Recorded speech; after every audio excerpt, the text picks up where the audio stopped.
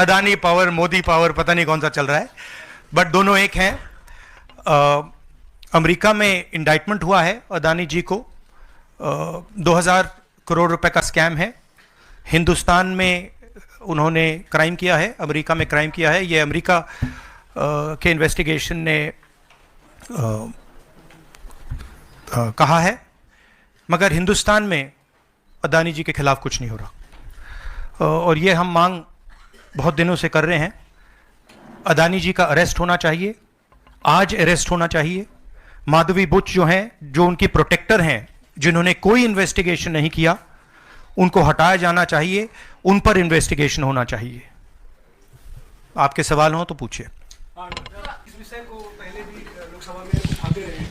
मंच से संसद का शीतकालीन सत्र आरंभ हो रहा है, क्या नेता प्रतिपक्ष के तौर पर आप व्यक्तिगत तौर पर इस विषय को उठाएंगे लोकसभा के? नहीं, देखिए, हम इस मुद्दे को उठा रहे हैं। मेरी जिम्मेदारी है एज एलओपी इस मुद्दे को उठाना। प्रधानमंत्री जी 100% इस व्यक्ति की प्रोटेक्शन कर रहे हैं, और इस व्यक्ति ने हिंदुस्तान के एसेट्स लिए हैं, भ्रष्टाचार करके एसेट्स लिए हैं। ये व्यक्ति बीजेपी को पूरा समर्थन करते हैं, पूरा सपोर्ट देते हैं। ये एस्टेब्लिश चीज़ें हैं, हम दोहराते जाएंगे। जेपीसी की मांग हमारी है, बट हम चाहते हैं कि अदानी जी को एकदम अरेस्ट किया जाए। और हम जानते हैं और हम देश को दिखाना चाहते हैं कि अदानी जी की अरेस्ट नहीं होगी, और इसलिए नहीं होगी क्योंकि हिंदुस्तान के प्रधानमंत्री अदानी जी के पीछे खड़े हुए हैं और उनके प्रोटेक्टर हैं।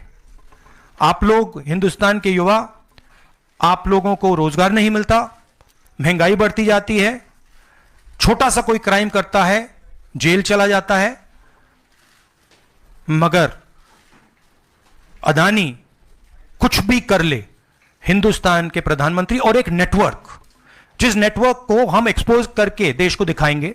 ये एक व्यक्ति नहीं है, ये अलग अलग पोजीशंस में लोग बैठे हुए हैं, और एक एक करके हम आपको दिखाएंगे ये कौन लोग हैं। माधवी बुच का हमने आपको क्लियरली दिखाया है, और आगे भी हम आपको रिवील करेंगे ये लोग कौन हैं जिन्होंने हिंदुस्तान को हाईजैक किया है।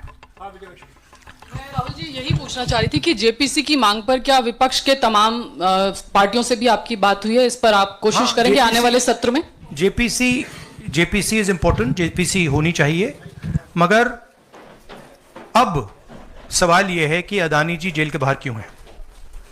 अगर कोई भी क्राइम करता है तो नरेंद्र मोदी का कहना है वो उसको अंदर कर देते हैं, और ये जो व्यक्ति हैं जिनको अमेरिकन एजेंसी ने कहा है कि इन्होंने क्राइम किया है, और अमेरिकन एजेंसी ने कहा है कि इन्होंने हिंदुस्तान में क्राइम किया है, ब्राइब्स दी हैं, पावर को महंगा बेचा है, ये सब वहां बोला जा रहा है, और प्रधानमंत्री यहां कुछ नहीं कर रहे हैं। और मैं आपको बताता हूं कुछ नहीं कर सकते।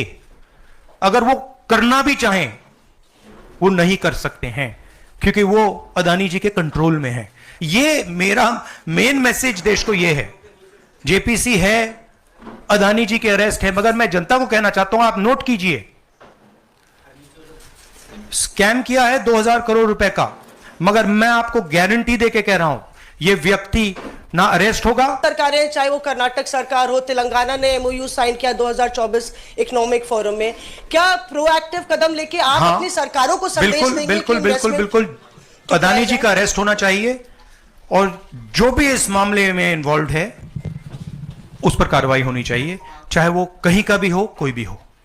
हाँ सिद्धार्थ, आपने स्टेट्स के नाम लिए, राजस्थान भी इसमें, देश को ये पूरा का पूरा नेटवर्क दिखा देंगे, ये कौन लोग हैं, कहां बैठे हैं, किस किस स्ट्रक्चर में बैठे हैं। माधवी बुच हमारा पहला उदाहरण था, हमने दिखाया कि माधवी बुच ने अपना काम नहीं किया, उसका कारण था, उसका कारण भ्रष्टाचार था, उसका कारण कॉन्फ्लिक्ट ऑफ इंटरेस्ट था, हमने दिखाया, उनको हटाया नहीं गया है।